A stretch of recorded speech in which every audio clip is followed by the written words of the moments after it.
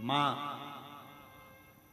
बेटे को गाली दे दे, माँ बेटे को अपशब्द कह दे, माँ बेटे को थप्पड़ मार दे, माँ बेटे को घर से निकाल दे, फिर भी माँ वो गुरु होती है जो कितना भी बेटे से झगड़ा हो जाए, बेटा बाहर रहने लगे, घर छोड़ दे, परिवार छोड़ दे, दूसरी जगह दूसरे शहर में जाकर रहने लगे, फिर भी माँ अपनी प्रॉपर्टी किसी कुबेरेश्वर धाम में नहीं देती है। माँ अपनी प्रॉपर्टी अपने बच्चे को देती है। क्यों? बेटे से झगड़ा, बेटा तो अपशब्द कहता है, बेटे के पास तो रहती नहीं, तू सालों हो गए, तेरा बेटा तो दूसरी जगह रहता है, 8 साल 10 साल 15 साल 20 साल 25 साल हो गए, इतने सालों में तो तू बच्चे को भूल जा। नहीं, बेटे को भूला नहीं जाता, नहीं, ठीक नहीं, श्रेष्ठ नहीं। और इसकी श्रेष्ठता ये उत्तमता में नहीं है महाराज। ये विचार करिएगा, ये स्मरण करिएगा, ये ध्यान करिएगा कि ये श्रेष्ठता नहीं। बेटा मेरा दूर रहता है तो मैं प्रॉपर्टी नहीं दूं, मेरा बेटा कहीं रहता है तो मैं कुछ प्रदान नहीं करूं, मेरा बेटा कुछ करता है तो मैं कुछ ना करूं, ये श्रेष्ठता, ये श्रेष्ठता नहीं।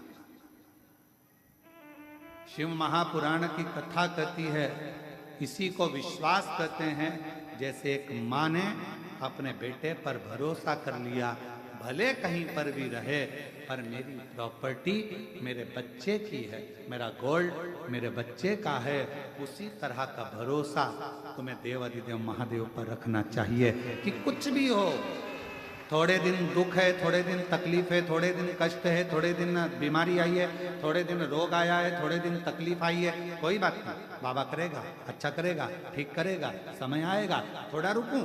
हमारे वो माँ भटकती नहीं कि मैं यहाँ चले जाऊं, वहां चले जाऊं, मैं दूसरा बेटा कर लूं, मेरे दूसरे बेटे को अपना मान लूं।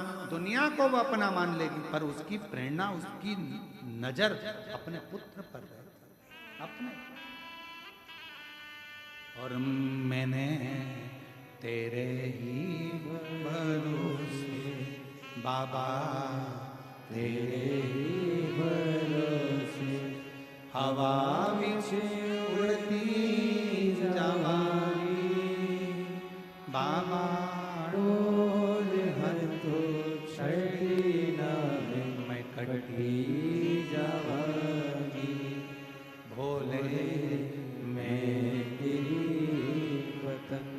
शंभु में तेरी बदन, हवा विच उड़ती जागी, बाबा डोर हथो छठी नावे में कटी जागी, भोले मैं तेरी बदन।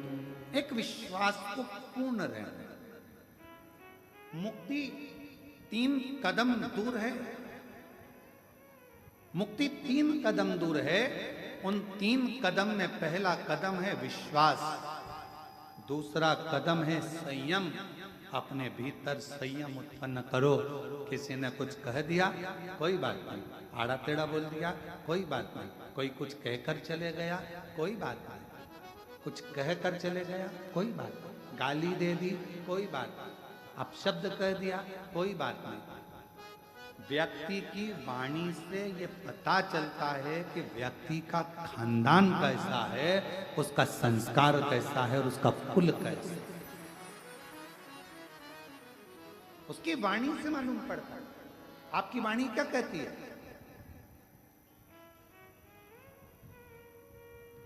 आपका वाणी का कर्म क्या कहता है? आप कितना कोस रहे हो, कितनी गालियां दे रहे हो, कितना अपशब्द कर रहे हो, कितनी बद्दुआ दे रहे हो, कितना आड़ा टेढ़ा कर रहे हो, ये आपके ऊपर निर्भर करता है कि आपके कुल में, आपके खानदान में, आपके परिवार में, आपके माता पिता का, आपके बुजुर्गों का संस्कार कैसा रहा होगा, जो आपके मुख से किसी के लिए अपशब्द क्यों निकले, क्यों गाली निकले, क्यों आड़ा टेढ़ा निकले, क्यों अपशब्द, क्यों बद्दुआ, क्यों शब्द ऐसे निकले। कहीं ना कहीं हमारे पूर्व का संस्कार ठीक नहीं था, इसलिए वाणी से झलक गया। वाणी से क्या झलकता है?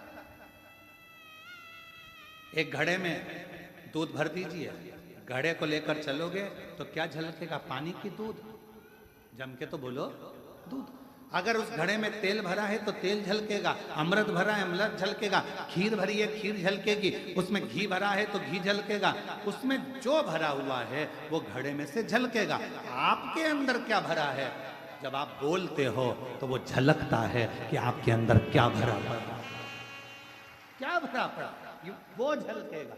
आप गाली दे रहे हो, अपशब्द कह रहे हो, ताना दे रहे हो, बद्दुआ दे रहे हो, आड़ा टेढ़ा बोल रहे हो, आपके अंदर जो भर रखा है वो सामने वाणी के रूप में झलकेगा, सामने प्रकट होगा, प्रकट।